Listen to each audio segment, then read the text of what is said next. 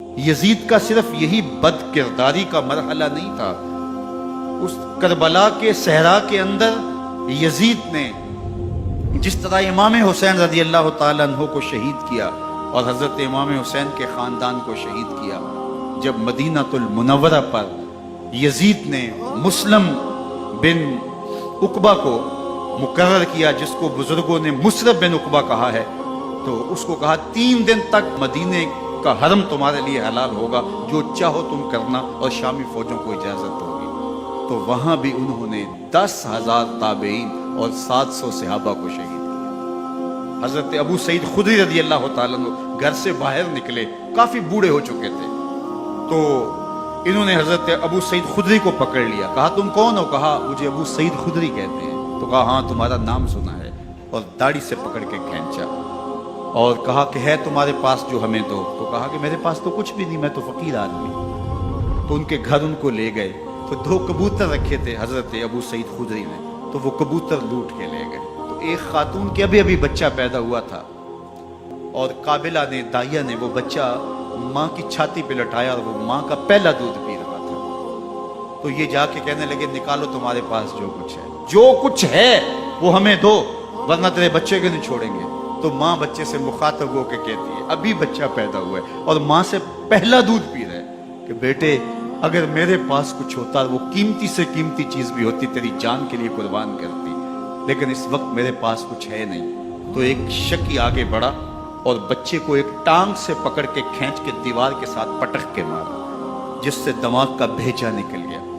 کیا کیا زیادتیاں نہیں کی۔ 700 صحابہ حرہ کے واقعہ میں شہید کیے یزید نے، اور 10,000 تابعین شہید کیے۔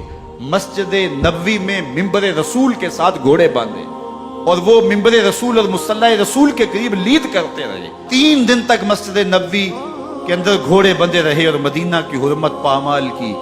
مدینہ کے گھروں کے اندر یہ بد کماش داخل ہوئے، اور جو بدکاریاں انہوں نے کی، کلیجہ منہ کو آتا ہے۔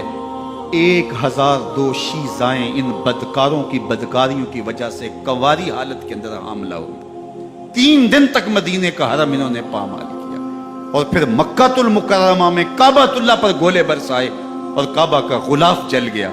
وہ تو یزید مر گیا، اور حضرت عبداللہ ابن زبیر رضی اللہ تعالیٰ عنہ نے اپنی خلافت کا اعلان کیا۔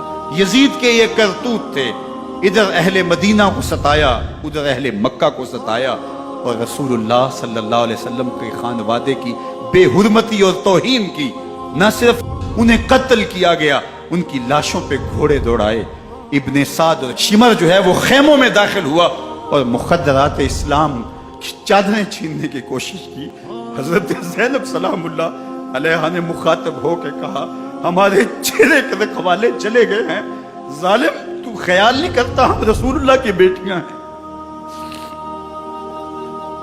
حضرت شہربانو، حضرت زین العابدین اور حضرت زینب سلام اللہ علیہ، ان تینوں کو ایک اونٹ پہ باندھا گیا، اور باقی اونٹوں پہ باقی سادات کو، حضور کی شہزادیوں کو باندھا گیا، رسیوں میں جکڑا گیا، اور اونٹوں پہ باندھ کر کے کوفے کی جانب آگے آگے شہیدوں کے سر چل رہے ہیں، اور پیچھے یہ قافلہ چل رہا ہے۔ اور جب یہ قافلہ وہاں سے گزرا جہاں لاشیں پڑی تھیں، امام زین العابدین 14 سال کے تھے اور بیمار تھے، اور ان کا حوصلہ نہ ہوا، وہاں غشی ان کے اوپر آنے لگی، اور وہ منظر ابن کثیر نے، باقی لوگوں سب نے لکھا ہے کہ پھر جب ان کی یہ حالت ہوئی، تو پھر سیدہ زینب سلام اللہ علیہ، جنہوں نے ابھی تک بڑے حوصلے کے ساتھ ساری مشکلات کا مقابلہ کیا تھا، اب ان کے بندن ٹوٹ گئے اور آنکھوں سے آنسو بہنے لگے، اور سیدہ زینب نے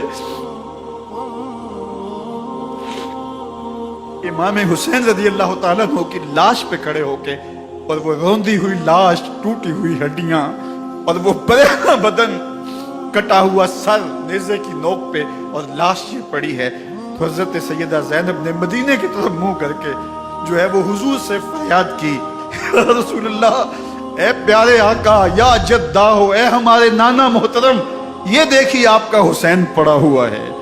بدن سے کپڑے اتار لیے گئے، خاک ہوائیں اڑا رہی ہیں، اور اس کے اوپر چادر جو ہے وہ مٹی کی پڑ گئی ہے، یا محمد آہو۔ اور آگے فرمایا حضور آپ کی اولاد کاٹ دی گئی، اور پھر کہا بناتوں کا سبایا، حضور دیکھیے آپ کی بیٹیوں کے ہاتھ باندھ دیے گئے ہیں، اونٹوں پہ کس دیا گیا ہے، سرے شہیدہ آگے آگے چل رہے ہیں۔ راستے کے اندر ایک جگہ آئی اور ان کو اتارا گیا، رات کا موقع تھا، ایک خاتون آئی اور اس نے کوئی کھانا پیش کیا ان کو اور کہا کہ میں کسی زمانے میں حضرت سیدہ فاطمہ تو زہرا کی نوکری کیا کرتی تھی، ان کی لونڈی تھی، ان کی کنیز تھی، اور آج مجھے پتہ چلا کہ آپ لوگ گزر رہے ہیں، تو میں نے کہا کہ میں اپنی مخدومہ کے خاندان کی خدمت کروں۔ اور پھر اس نے کہا کہ اس وقت سیدہ کی گود میں ایک 6-7 ماہ کی بچی تھی جس کو زینب کہا کرتے تھے۔ سیدہ زینب نے کہا کہ اماں اگر پہچانتی ہو تو وہ بدنصیب